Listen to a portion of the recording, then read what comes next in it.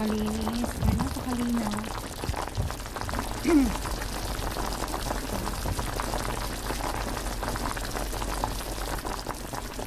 Ayan na tuloy yung kanyang tubig.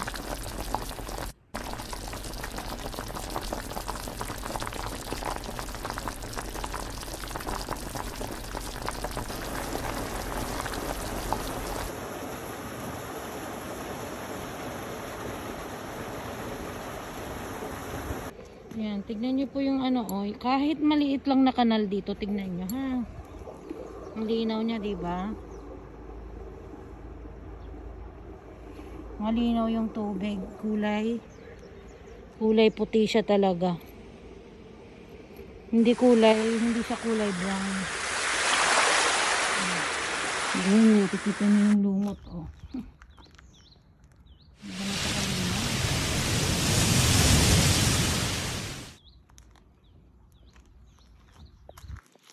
Ayun, nanggagaling siya dun sa loob ng kanal na yun.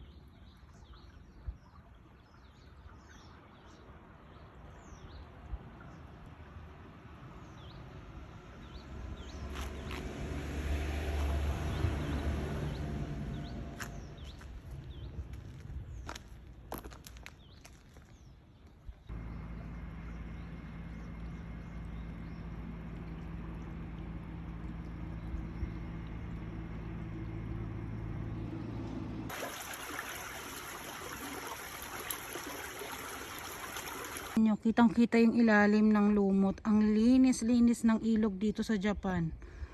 Sobrang linis. Hindi siya kulay itim. Diba? Malinis ang tubig dito. Kahit ano lang siya yung kanal. Ayan. Kitang-kita nyo yung ano niya.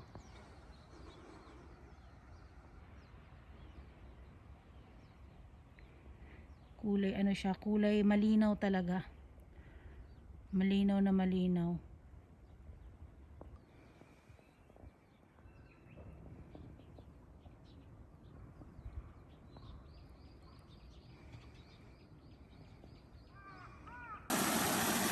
Ayan, tignan ninyo ha. Ilalapit ko sa inyo na ilalapit. Kulay. Ayan, water na water talaga yung bagsak ng kanyang ano, tubig. Malinaw na malinaw. Tingnan niya, mayroong upuan dito. Ayan. Silipin natin yung kanal na yan. Kung malinis din. Diba? Ang linaw. Kita niyo yung tubig, yung lagas-las niya. Puting-puti, diba? Malinis yung mga ano dito, yung tubig ng kanal. Ayan, tignan nyo yung ano, kulay ng ano. Hindi siya ilog or ano, lawa ha. Ano yan, daanan niya ng mga tubig, nanggagaling dyan sa mga bahay dito sa Japan. Ngayon makikita nyo kung gaano kadisiplina yung mga tao dito. Ayan, tignan nyo. Napakalinis. Kulay green yung ano lumot, pero yung tubig niya is clear na napakalinis.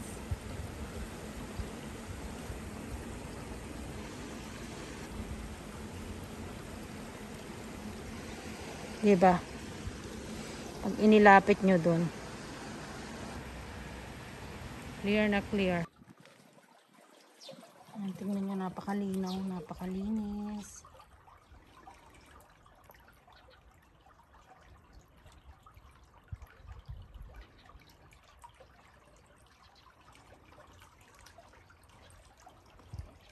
Kita nyo po, yan.